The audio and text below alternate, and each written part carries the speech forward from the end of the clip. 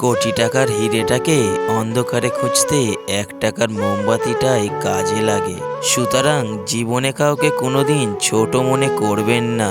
বিয়ের ক্ষেত্রে ছেলেদের বিল্ডিং ঘর আছে কিনা যাচাই করার আগে বিল্ডিং ঘরে মানুষগুলো মানুষ নাকি অমানুষ তা যাচাই করা জরুরি। সব সম্পর্ক অর্থের জন্য ভাঙে না, কিছু সম্পর্ক অতিরিক্ত রাগ, জেদ আর ইগোর জন্য ভাঙে। সেটা ভালোবাসার সম্পর্ক হোক, বন্ধুত্বের সম্পর্ক হোক বা ভাই বোনের সম্পর্ক। প্রতিটি বাগানে লেখা থাকে ফুল ছেঁড়া নিষেধ। যদি ভালোবাসার মাঝেও লেখা থাকতো কারোর মন ভাঙা নিষেধ, তাহলে পৃথিবীটা বোধহয় আরো সুন্দর হতো। শরীর তো সবাই ছুঁতে পারে, কিন্তু মন ছোঁয়ার ক্ষমতা সবার থাকে না।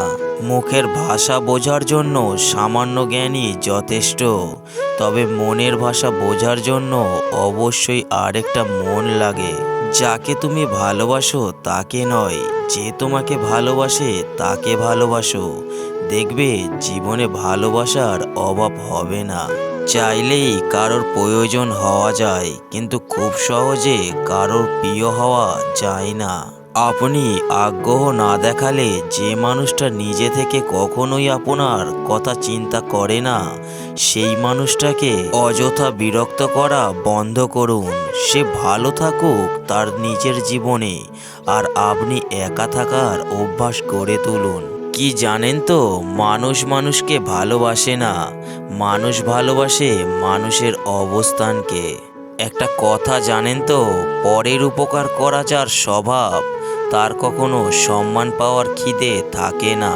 মা নিজে যতই কম পড়াশোনা করুক না কেন, মায়ের শিক্ষাই জীবনের প্রধান শিক্ষা। আপনার প্রচুর সামর্থ্য থাকলেও আপনার সন্তানকে অভাব শেখান। তাতেই একজন মানুষ যা অর্জন করে এটা দিয়ে সে জীবন পার করে দিতে পারে। সন্তানকে এমনভাবে প্রস্তুত করেন যেন আপনি না থাকলেও সে কিভাবে চলবে তার ট্রেনিংটা সে পায়। ক্ষুধা নিবারণ করার জন্য মানুষকে যে পরিমাণ ব্রেন ব্যবহার করতে হয়, যা চাইবে তাই যদি হাজির করেন, আপনার বাচ্চা মানুষ হওয়ার সম্ভাবনা খুবই কম। তাকে কোনো কিছু করতে না দিয়ে ঢেঁকি বানালে সে আপনার অবর্তমানে কষ্ট তো পাবেই, আপনাকেই সবচেয়ে বেশি দোষারোপ করবে। অনেক মানুষই একটা আলাপ করেন, পরে এমনিতেই সব শিখে যাবে।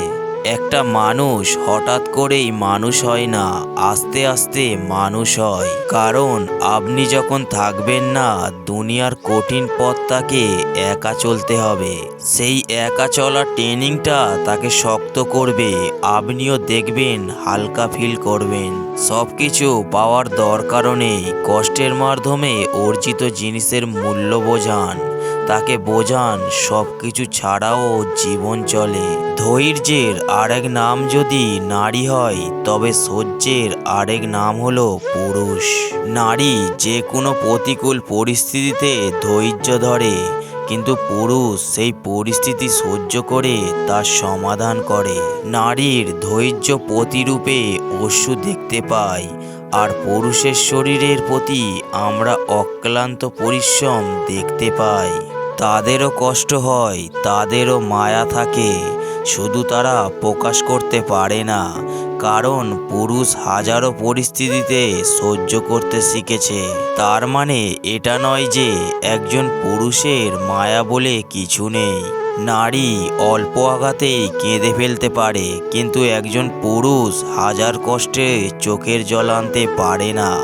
সব কিছু সহ্য করে নিতে হয়। বুকে একরাশ জমা কষ্ট, চোখে হাজারো স্বপ্ন চাপা দিয়ে হাসি মুখে থাকার নাম হলো পুরুষ। অপরাধ না করেও যখন অপরাধী হয়ে যাবে, তখন চুপ করে থাকাটাই সব থেকে ভালো। প্রেম আর মোহের মাঝে পার্থক্য থাকে। বাস্তবে যা প্রেম তা কোনো মোহ নয়। প্রেমের জন্ম করুণা থেকে হয়, আর মোহের জন্ম অহংকার থেকে। মানুষ প্রেম তাকেই দিতে পারে যে তার প্রত্যাশা পূরণ করতে পারে। প্রেম উন্নতি দেয়, উচিত অনুচিতের জ্ঞান দেয়। মা পৃথিবীর মায়া, আর বাবা পৃথিবীর ছায়া। তাই নারী ছাড়া পুরুষ অচল, আর পুরুষ ছাড়া নারী অচল। কারণ চিৎকার করে কখনো নির্দোষ প্রমাণ করা যায় না। প্রতিষ্ঠিত কাউকে পছন্দ করে জীবনে গোছানো অনেক সোজা, কিন্তু কারোর পাশে থেকে তাকে প্রতিষ্ঠিতের পথ অবধি নিয়ে যাওয়া অতটা সহজ নয়। মানুষ সবসময় ভাগ্যের কাছে হারে না, কখনো কখনো প্রিয়জনের অবহেলা আর বিশ্বাসের কাছেও হেরে যায়। কি অদ্ভুত জীবন! মরে গেলে সবাই কাঁদে, বেঁচে থাকলে সবাই কাঁদায়।